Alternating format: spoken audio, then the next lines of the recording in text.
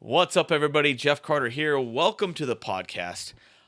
This is the Common Man, where I wanted to kind of break out of my shell, start something new. I don't think I see much of this stuff on podcasts out there anywhere.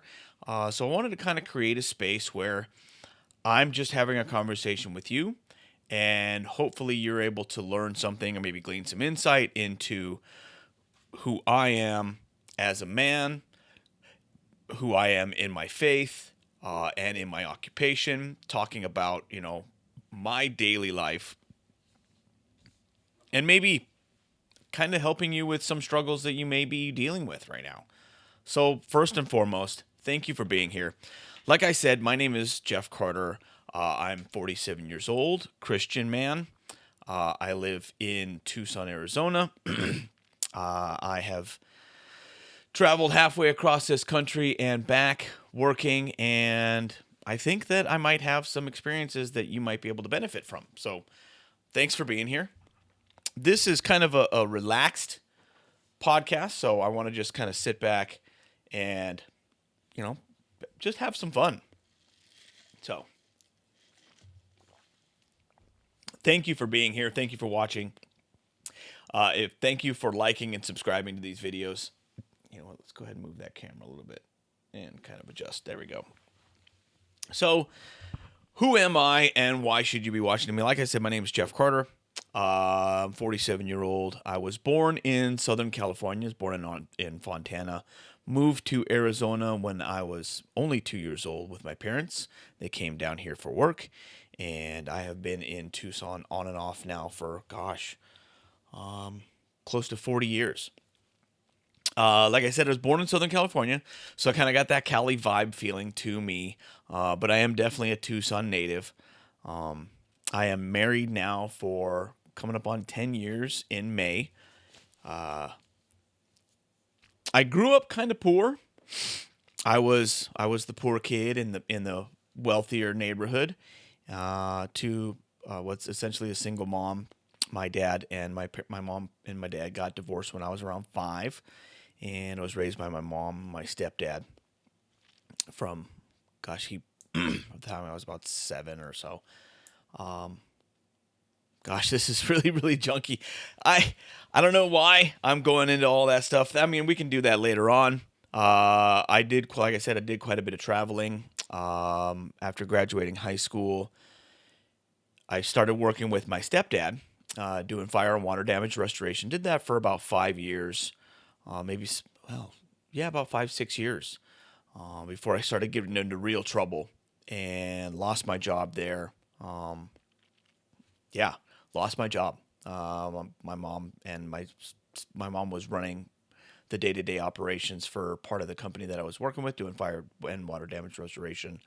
I was not a really good listener. Don't want to go into a whole lot right there at the very beginning. Maybe I'll delve into that later down the road. That's some of the issues that I had. Got into quite a bit of trouble with the law, drinking and driving, and got arrested several times. Been in and out of jail, and it ended up doing some significant time for DUI. Thank the good Lord that I never got into an accident. It's by the grace of God alone. The straw that broke the camel's back. I was pulled over for my the light bulb on my license plate was burnt out, and the police officer pulled me over to give me a fix-it ticket. I had left my house to go pick up a friend who had been drinking heavily at the bar, and I had been just having several beers at home. So, of course, I blew just over the legal limit, and that ended up landing me in prison for over a little bit under 2 years. Got out in 2006. Started back in the fire and water damage industry, and ended up then 2007, 2008 happened. Work dried up in Arizona, and I had a friend of a friend out in San Antonio, Texas. So there was quite a bit of work out there. So I left there, packed up everything I had, and took off with a buddy. He and I moved to San Antonio and hooked up with this company out there. Worked out there for about a year before my friend and I ended up disagreeing. Let's just leave it at that. And had to separate from him. Found a job with a marketing company that actually ended up moving me to St. Louis, where I lived for about a year and a half. Oh God, love St. Louis. Absolutely beautiful. That was where I saw my very first ever professional hockey game. That was really cool. And then, things have a way of working out. The company that I was with ended up losing one of their major clients that I was working on their marketing campaign. So I ended up getting laid off. Had to move back to Arizona in 2012. And that's when a few years after that, in 2014, met my wife. Met my then, who I didn't know was soon to be my wife. Met her on the internet, on a dating website. She and I now will be celebrating 10 years of marriage in May. Reconnected with one of my former employers selling tools and construction supplies over the phone. At that point, I really started to redevelop my relationship with my dad, because he and I have always been kind of estranged. I guess he and I are both very, very similar. And you know that if you're very similar with somebody, you tend to not get along really well, because you end up seeing your flaws in this other person. And he and I think both of us saw that. I've always really wanted a good relationship with my dad. Have never really had one. But that's actually leads me into how I got into the industry that I'm in today. Doing what's called construction progress monitoring, draw documents, doing property condition assessments. My dad is actually the one that talked me into it. I was working for selling tools and construction supplies over the phone with a really, really good friend of mine now. His name is Chet. My dad ended up finally talking me into doing these progress inspections, right? For about a year it took. I kept saying no, because you don't work with family. You don't go into business with family. It never ends up working well. And it, long story short, it ended up, he and I ended up separating, and then I started my own business, doing the same thing, essentially being a competitor, because my dad lives up in Phoenix, way up north. I live in Tucson. So there's a good 2 hours in between us. And there's plenty of work doing in this industry. Started my own company in 2018. Really went into business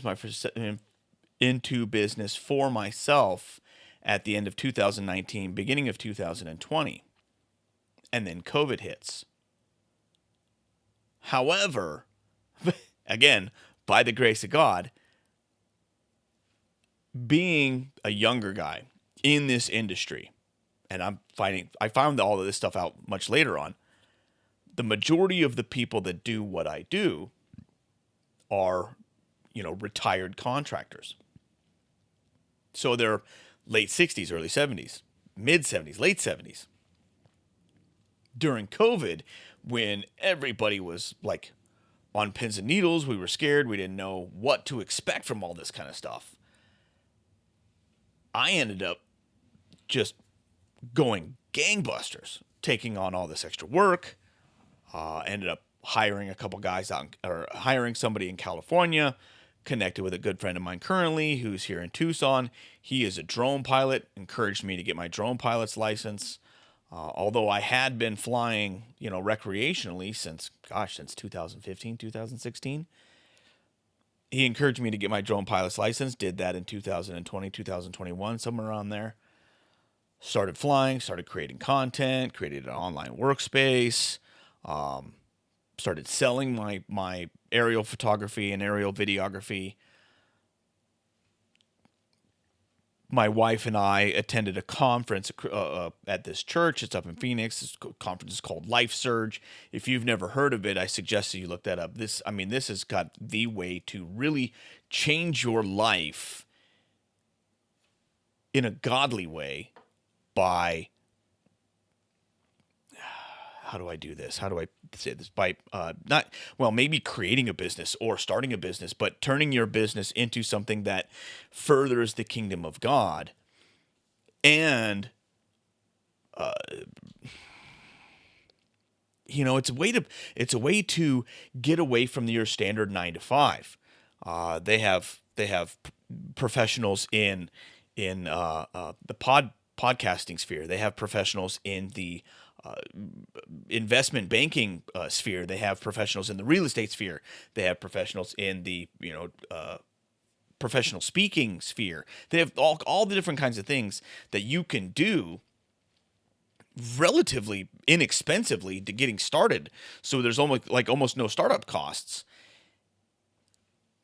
Thereby creating a business for yourself, thereby creating generational wealth for you, for your family, so that you can break away from whatever it is that might be holding you back from something greater. So that's a little bit about me. Like I said, I am a Christian man. I'm a man of faith. I don't like saying that I'm a Christian because there's a lot of people out there that are your average. I go to church occasionally. I do, Easter, Christmas, Mother's Day kind of thing. And then there's, actual men of God like me that I'm active in my church. I go every Sunday. I often attend the Wednesday night Bible study. I volunteer with my church. We tithe. So I try to be very biblical. Now I fail a lot, which is part of the reason why I wanted to create this podcast. It's through my failures that I often learn the most. And I want to be able to share those experiences with you so that maybe you can learn from my mistakes. Or, if I can help out in any way, great. So let's talk about my faith. So I was raised Roman Catholic. Through my grandparents on my mother's side, my maternal grandparents. I walked away from the church when I was very young, like 10, 11, 12. I really wasn't, as a kid, encouraged, very much in faith. And that's, I'm not denigrating my parents or denigrating my mom, but, having a parent that when they get divorced and after, I was 5-ish. My younger brother. Oh, I have a younger brother. His name's Matt. He's 2 years younger than me. I'll talk more about him later.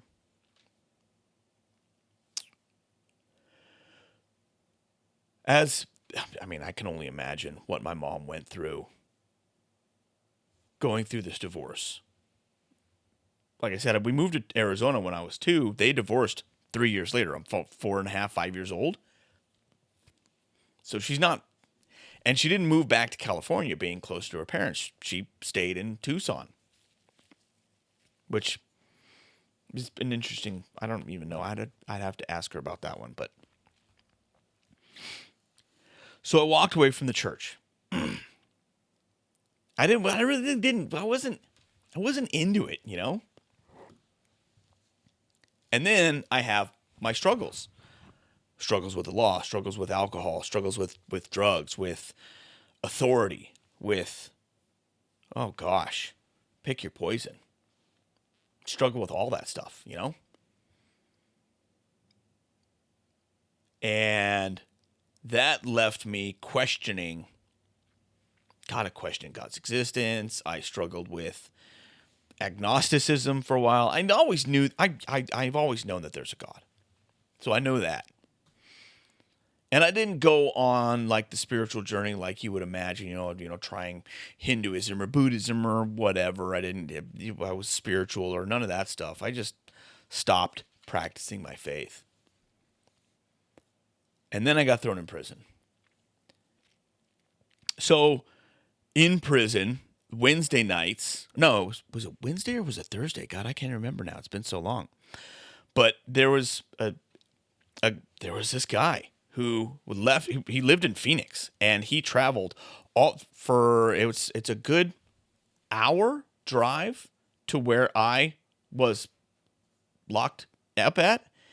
His name was Andy, and he hosted a men's Bible study. Every week, this guy would drive out to the prison and do Bible study with us. Literally, he saved my life. He is the man who changed the trajectory of my life. I will never forget him. And I'm going to get emotional about this. I love this man like a brother. Because he is my brother.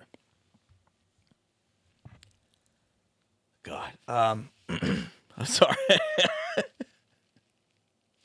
Now I'm going to have to give him a call after I get off the microphone with you guys. I still have the Bible that he gave me. Oh, no, it's in the bedroom right now. When I got out of prison, he gave me my first Bible. It is worn, and it is tattered, and it is highlighted and underlined all over the place. He and I talk like 2 or 3 times a year. Again, he still lives up in Phoenix. And it was amazing. That's really all it takes is one man, or if you're a lady, one woman in your life to change the trajectory of your life forever by introducing you to Jesus Christ. When I got out,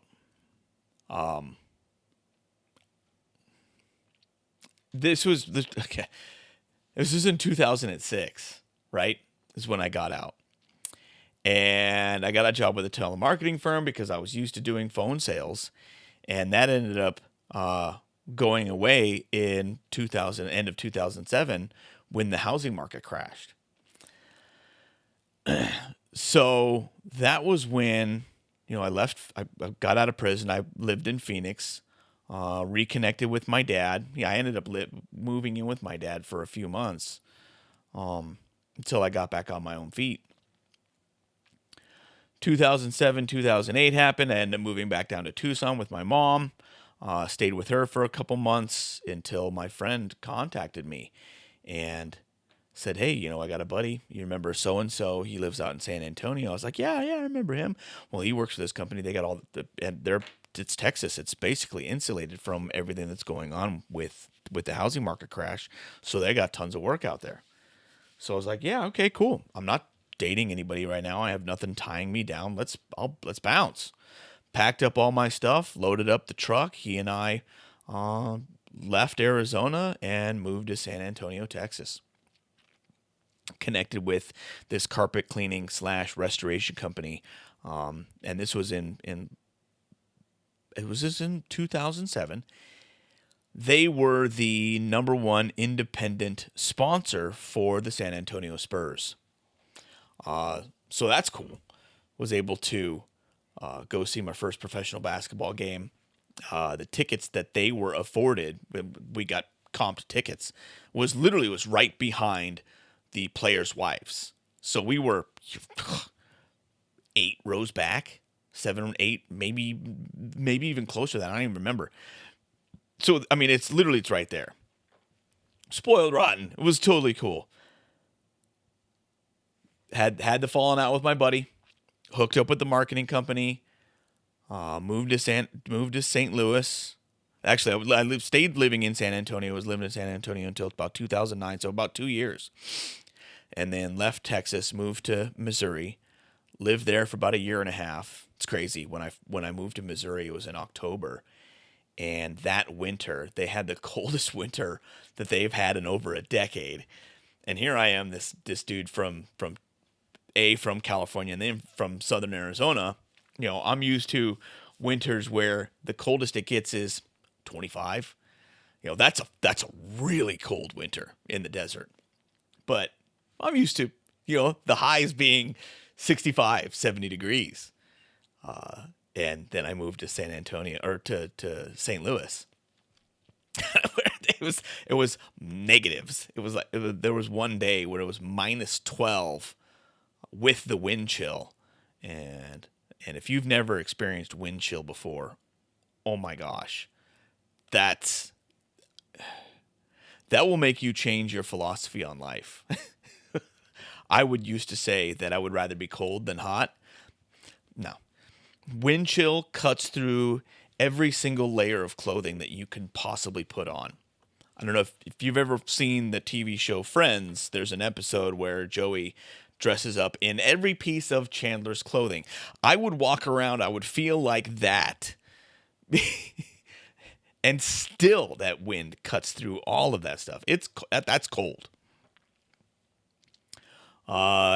Came back to Arizona, and that's when I, met my wife. She introduced me to our church, which at the time was named Victory Worship Center, is now called Zion City.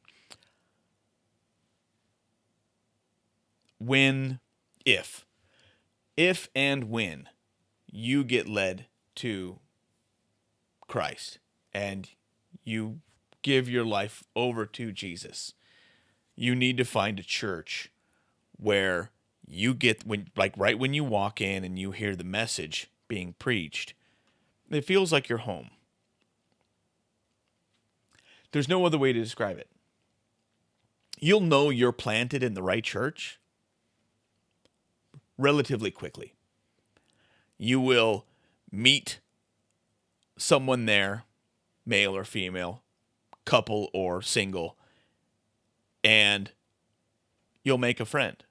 You'll hear the message from the pastor, and you'll feel like you're at home.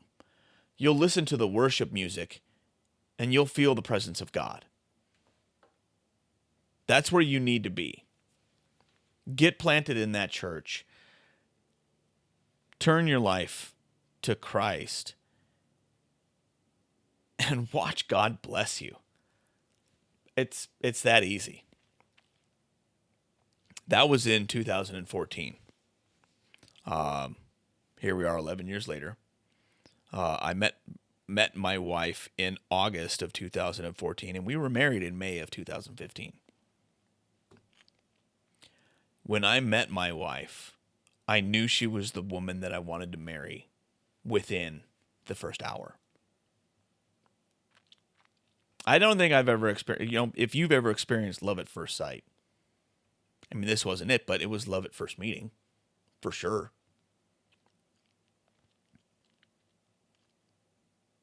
It's the most amazing thing.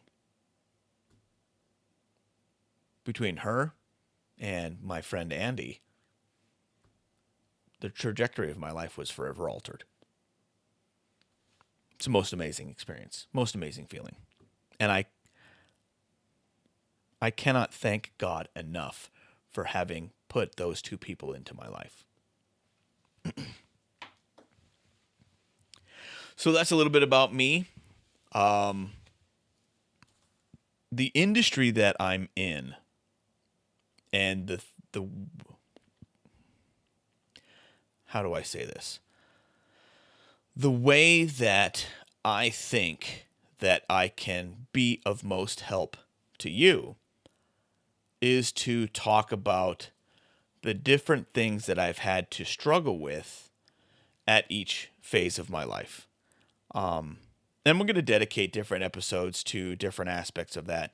Right now, I just wanted to introduce myself, to talk a little bit about my background, so that you know that I'm not some just random, that I'm unrelatable. I didn't get to where I am by making easy choices or by making good choices. I had people put into my path, into my life, that poured into me. They took time out of their lives to pour into me. And that's what I want to do. I want to take time out of my life and pour into other people, because when you have been freely given something, you absolutely have to freely give. Excuse me. I want to give back. I have to. I have to give back. I have too much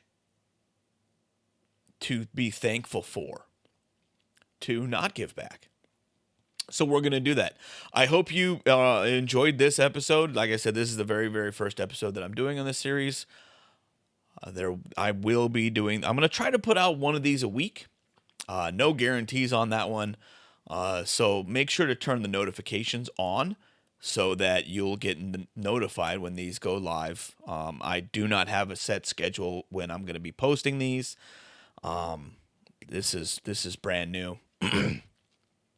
And yeah, I hope to see you back. Thanks for being here. God bless you. Again, thanks for watching. Thank you very, very much. I hope that these can be helpful to you. Talk soon.